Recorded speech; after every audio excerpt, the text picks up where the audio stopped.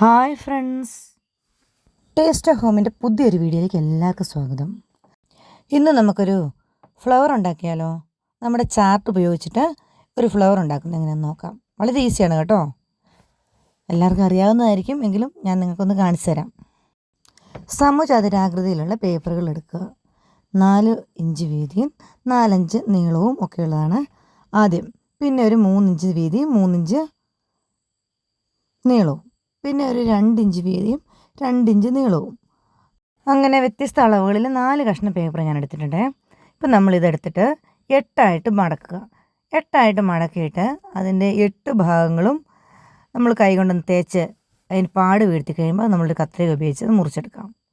ആ മുറിച്ചെടുത്ത് കഴിയുമ്പോൾ നമ്മളിപ്പോൾ കാണിക്കുന്നത് പോലെ അതിൻ്റെ ഓരോ സൈഡും ഇങ്ങനെ അപ്പുറവും ഇപ്പുറവും മടക്കി ഇച്ചിരി ഗമ്മ് വെച്ച് ഒട്ടിച്ച് കൊടുക്കാം. അങ്ങനെ ഓരോ പേപ്പറും ഓരോ സൈഡും തീർത്തെടുക്കാം. അങ്ങനെ എടുക്കുമ്പോൾ ഒരെണ്ണം എടുക്കുമ്പോൾ തന്നെ നല്ല ഭംഗിയാണ്, പൂവിൻ്റെ ഷേപ്പായിട്ടുണ്ട്. അങ്ങനെ ഞാനിവിടെ റോസും മഞ്ഞയും പേപ്പറും എടുത്തേക്കുന്നത്. 2ഉം 3ഉം കളറുകൾ ഒന്നിച്ച് ചേർത്താലും നല്ലതായിരിക്കും.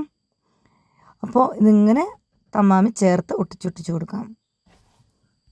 നമ്മളിങ്ങനത്തെ ക്രാഫ്റ്റ് വർക്കൊക്കെ ചെയ്യുന്നതേ നമുക്ക് ഒരുപാട് മനസ്സിന് സന്തോഷം കിട്ടും കേട്ടോ.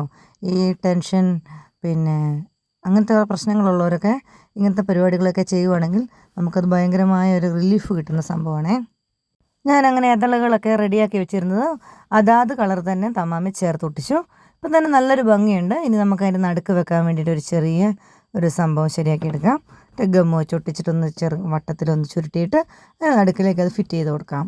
ഇതുപോലെ അല്ലെങ്കിൽ ചെറിയ ചെറിയ കുഞ്ഞ് ഇതളുകളാക്കിയിട്ട് നമ്മൾ വെട്ടിയിട്ട് അതിനകത്ത് പല കളറുകൾ, അതായത് മഞ്ഞയ്ക്ക് അങ്ങനെ വേറെ കളറുകൾ ഒട്ടിച്ചു കൊടുത്താലും നല്ല ഭംഗിയായിരിക്കും.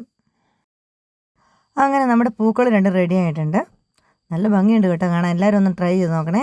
പിന്നെ നമ്മളിതിനൊരു തണ്ടൊക്കെ റെഡിയാക്കിയിട്ടുണ്ട്. ഇപ്പോൾ സമയമില്ലാത്തതുകൊണ്ട് അത് വീഡിയോ ഒക്കെ ഒരുപാട് ലെങ്തായിപ്പോവും. ഞാൻ ഫിറ്റ് ചെയ്തെങ്ങനെ കാണിച്ചു തരാം. ഈ സമയത്ത് ഞാൻ ബനാന മിൽക്ക് ഷേക്ക് ഉണ്ടാക്കിയിട്ടുണ്ടായിരുന്നു.